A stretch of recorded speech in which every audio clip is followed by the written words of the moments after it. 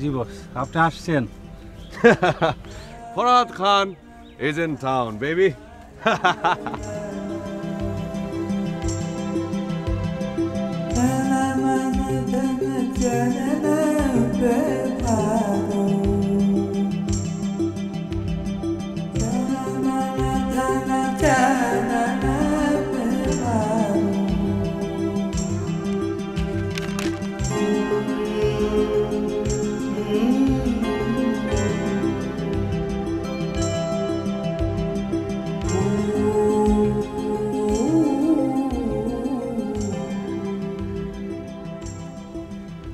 Madam, একলা বসে আছেন? নেন শরবত খান।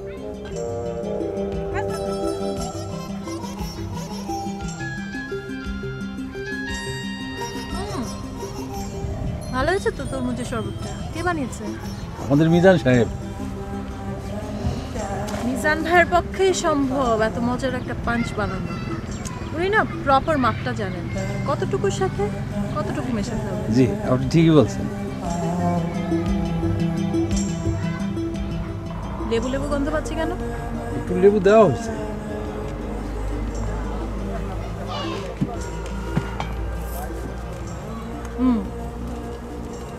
ভালো লাগছে কিন্তু লেবু দেওয়া। আমি কিন্তু আরেক গ্লাস খাবো। কি কোন ম্যাডাম, আরেক গ্লাস কেন? এই পুরো এক জগই আপনার জন্য। পুরো জগ তো আমি খাবো না। আমিও কিন্তু আমার মাপটা জানি, কতটুকু সময় কতটুকু খেতে হবে আর কতটুকু খাওয়ার পরে থামতে হবে।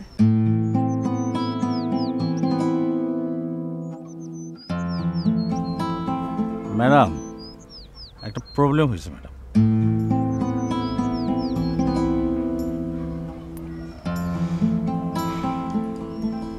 কি প্রবলেম? ফরহাদ খান চলে এসেছেন, তাই তো? জি।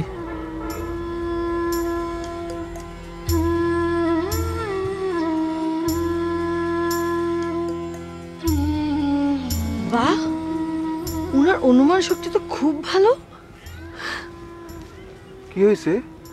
হ্যাঁ, সোহরাব চাচা যখনই বললেন যে একটা প্রবলেম হয়েছে, পাপিয়া ম্যাডাম সঙ্গে সঙ্গে বলে দিলেন যে ফরহাদ খান এসেছে নাকি। আমি হলে কখনো পারতাম না। ফিল্ম লাইনের লোক তো, এই জন্য সহজেই অনেক কিছু বুঝতে পারে। কিন্তু যদি মা এখন কাছাকাছি থাকতো, সোহরাব চাচার খবর ছিল। কেন? সৌরভ চাচার খবর ছিল কেন? দেখেন না, উনি তরমুজের শরবত আমার জন্য আনেনি, শুধু পাপিয়া ম্যাডামের জন্য এনেছেন। মা থাকলে মার ব্রুক কুচকে যেত। এখন ম্যাডামের সামনে হয়তো কিছু বলতেন না, কিন্তু পরে সৌরভ চাচাকে ঠিকই ক্যাক করে ধরতেন। কি করে ধরতেন? ঠিকই, মা বলতেন কি, আমার মেয়েকে রিলিফের ঢেউটিন নাকি, আমার মেয়েকে বৃষ্টির ফোঁটায় ফোঁটায় আকাশ থেকে পড়ে। আমার মেয়ে এই সিনেমার সেকেন্ড হিরোইন, তার জন্য তরমুজের শরবত লাগবে, এক্ষুনি নিয়ে আসো। কিন্তু ওই তরমুজের শরবত না খাওয়ানি ভালো। কেন? কেন মানে এটা তুমি বুঝবা না, তোমার শরবত না খাওয়ানি ভালো। আচ্ছা আমি গেলাম কি।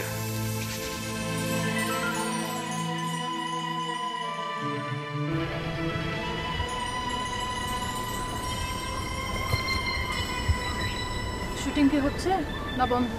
ক্যামেরাই তো এখন পর্যন্ত ওপেন হয় না ম্যাডাম। ডিরেক্টর সাহেব কি জানেন যে ফরহাদ খান চলে এসেছেন? হ্যাঁ জানেন।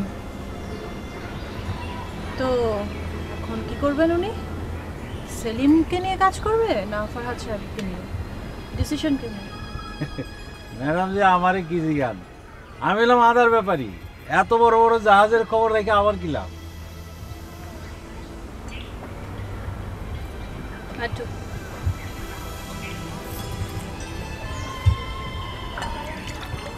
বাস, আমি আর খাবো না, জগটা দিয়ে দেন অন্য কাউকে। আচ্ছা।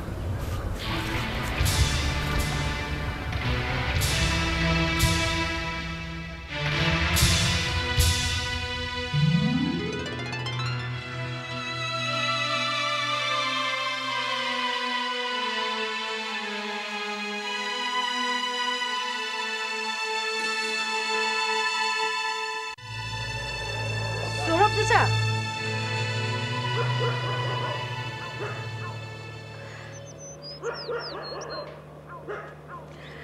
আমার এই মগটা শরবতটা যদি ধুয়ে দিন না, দেখে খুব লোভ লাগছে। টকটকে লাল তরমুজের শরবত খেতে ইচ্ছে হচ্ছে।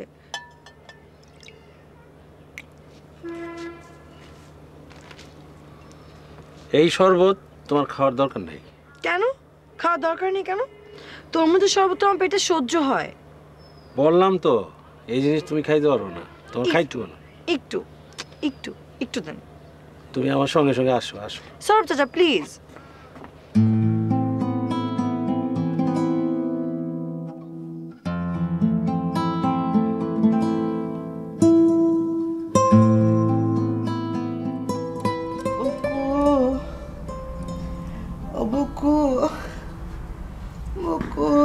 আপা আপনি চুপ করে শুয়ে থাকেন। বকুল আপার মনে শর্ট চলতেছে, তাই আসতে পারতেছে না। আরে মেয়েটা কি মেকআপ টেকআপ করলো কিছুই তো দেখলাম না। আপনি এসব নিয়ে চিন্তা করেন না তো। মেয়ে বড় নায়িকা হইলে মায়ের এসব কষ্ট ফষ্টের কথা মনেও রাখবো না। এই যে আপনি এত জ্বরের মধ্যে নিজের কথা চিন্তা না করিয়া মেয়ের কথা চিন্তা করতেছেন, এসব মনেই রাখবো না। কত দেখলাম। এখন থেকে অভ্যাস করেন, পরে সব সহ্য হয়ে যাব, কোনো কষ্ট হবে না। বুকু, ও বুকু, আল্লাহ আল্লাহ করেন আপা, আল্লাহ আল্লাহ করেন। আরে আমার মেয়েটার প্রথম দিনের শুটিং। ও বুকু, বুকু,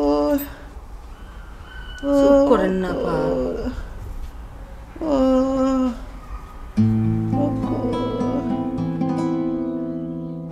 চাচা দেখেন ওই যে ওই দিকটা সুন্দর না? ওই যে ওই দিকটা। দেখো দেখো সাবধান। জি চাচা। চাচা একটু দেন না। আরে এটা তোমার খাওয়ার দরকার নেই। কেন? এটা প্লেন শরবত না। প্লেন শরবত না মানে? শরবত কি কোনোদিন রাফ হয় নাকি? বুঝলাম না চাচা। আরে বাবা তোমার বোঝার দরকার নাই, এটার মধ্যে অন্য জিনিস মিক্সড আছে।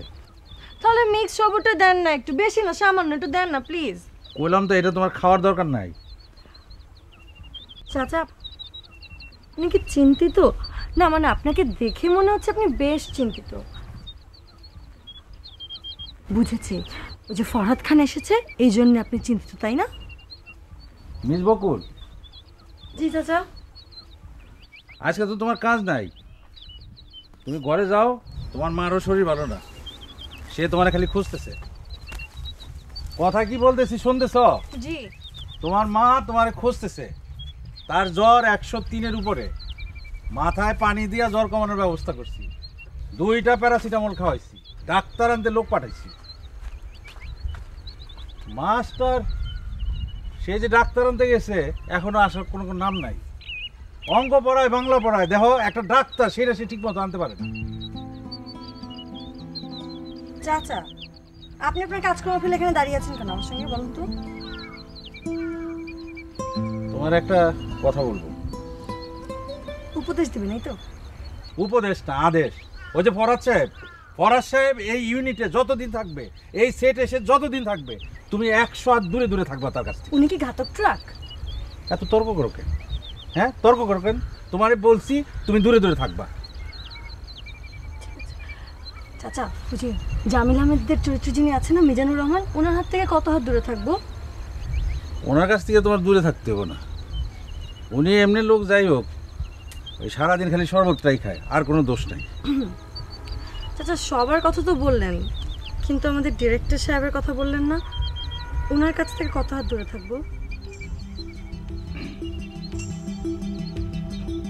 আপনি বলবেন না তাই তো? আমি জানি আপনি খুব ভালো মতনই জানেন যে ওনার কাছ থেকে কত হাত দূরে থাকা দরকার। ওনার ভালো জিনিস কি, ওনার মন্দ জিনিস কি, সবই আপনি জানেন, কিন্তু আপনি সেটা বলবেন না, কারণ যে মুখ ফুটে বলার ক্ষমতা আপনার নেই। বকুল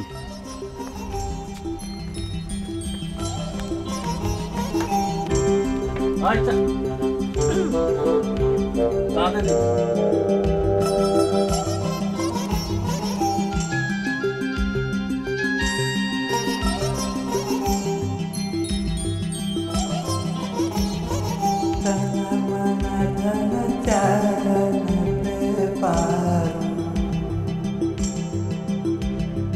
Da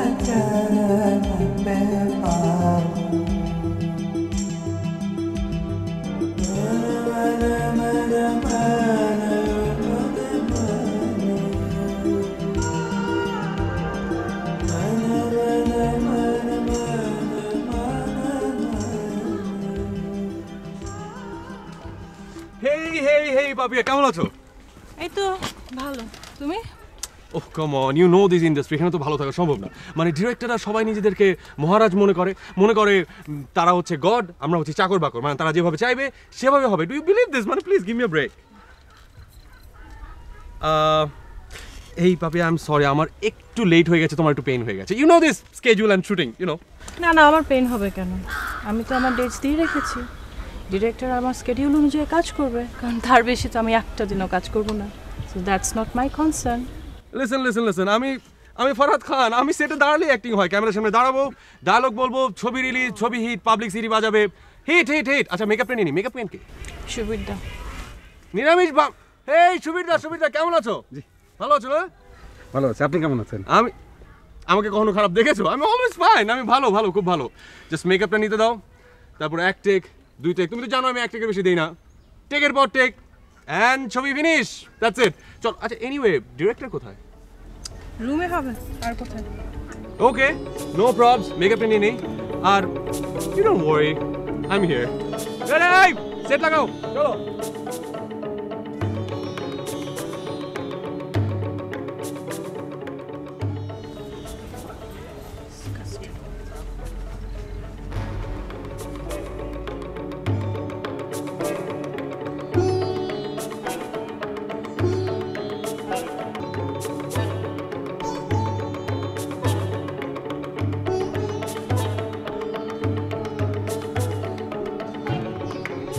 কি ব্যাপার, এত কথা বলতেছো কেন?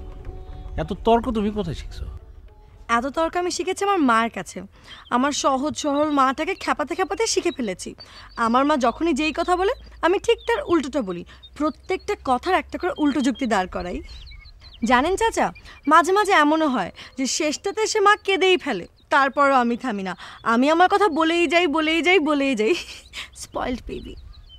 আপনি যে আমাকে তরমুজের শরবতটা খেতে দিলেন না, আপনি বললেন ওর মধ্যে অন্য কিছু মিক্সড আছে। এখন মনে করুন আপনাদের ডিরেক্টর সাহেব এসে একটা গ্লাসে তরমুজের শরবতটা ঢেলে আমাকে দিয়ে বলে, নাও বকুল এটা তুমি খাও, তখন আপনি কি করবেন? এসে বলবেন, মিস বকুল তুমি এই শরবত খেও না, এর মধ্যে অন্য কিছু মিক্সড আছে? আমার স্যার জীবনও তোমার এই কথা বলবে না। তাই কখনো বলবে না? কখনো বলবো না। তুমি তারে কতদিন ছিল? এই কয়েকদিন। আমি বছরের বছর তার সঙ্গে কাজ করি। আপনার কি ধারণা উনি একজন মহাপুরুষ? অবশ্যই মহাপুরুষ, অন্তত আমার কাছে। শুনুন চাচা, উনি মহাপুরুষ টুরুষ কিচ্ছু না, উনি অতি সাধারণ একজন মানুষ, কিন্তু উনি প্রতিভাবান। মাঝে মাঝে সাধারণ শ্রেণীর মানুষরা অনেক প্রতিভা নিয়ে জন্মায়, ওনার ক্ষেত্রেও তাই ঘটেছে। তুমি এগুলি কি বলতেছো? সত্যি কথা বলছি চাচা। সব সত্যি সবসময় বলতে হয় না। আমার কাছে বলছো বলো, কিন্তু এইসব কথা তুমি কারো কাছে বললো না, ঠিক আছে? কেন চাচা? ডিরেক্টর সাহেব শুনলে আমাকে শাস্তি দিবেন, আমাকে নীল ডাউন করিয়ে রাখবেন, বলবেন কান ধরে সূর্যের দিকে তাকিয়ে থাকো।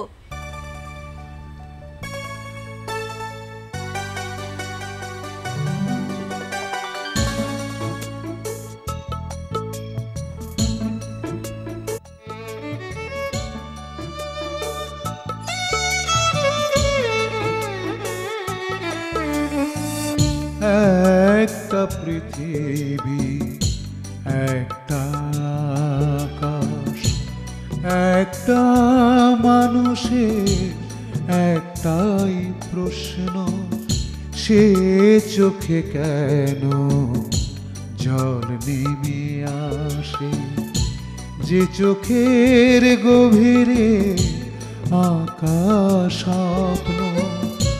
আপন মানুষ কেন রয় সারাক্ষণ উদাসীনতায় মগ্ন, একটা মানুষের একটাই প্রশ্ন।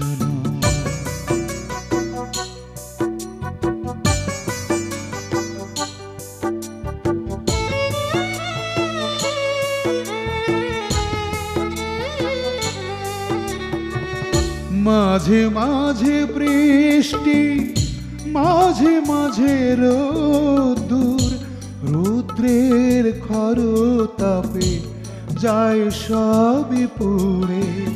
কেউ খুঁজে পায় প্রিয় হারিয়ে যাওয়া মুখ, কেউ ধুধু বালু চরে খুঁজে খুঁজে মারে আপন মানুষ কেন রয় সারাক্ষণ উদাসীনতায় মগ্ন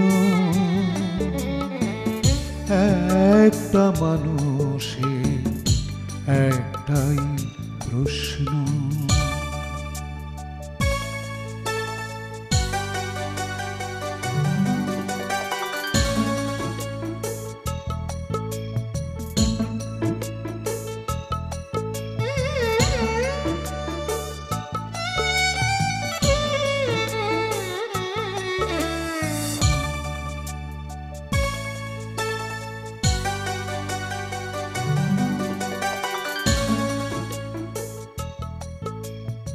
তোমার কি হয়েছে বক্তা?